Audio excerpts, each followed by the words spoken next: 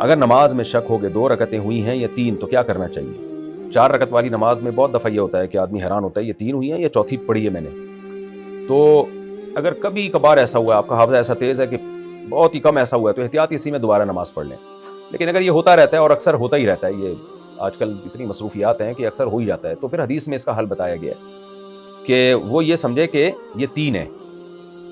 یعنی یہ اس صورت میں جب کہیں بھی غالب گمان نہ ہو، ورنہ جس طرف زیادہ ذہن جا رہا ہے اتنی پڑھ لے.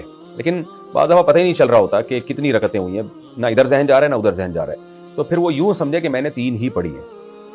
لیکن اس بات کا امکان بھی ہے کہ چوتھی ہو، تو تیسری رکعت کے بعد وہ قعدہ کرے گا اور اس میں اتحیات پڑھے گا، درود شریف اور دعا نہیں پڑھے گا. اتحیات پڑھ کے وہ کھڑا ہو جائے گا.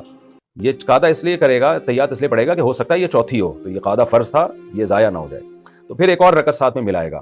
اب یہ رکعت یا تو چوتھی ہوگی یا 5ویں ہوگی، اور اس کے بعد پھر اتحیات پڑھ کے سجدہ سہو کرے گا. سجدہ سہو اس لیے کرے گا کہ اتحیات کے بعد یہ 5ویں رکعت کے لیے کھڑا ہو گیا تھا، اور اگر یہ چوتھی رکعت تھی تو تیسری رکعت کے بعد بیٹھا کیوں تھا، تو اس کی تلافی پھر سجدہ سہو سے ہو جائے گی.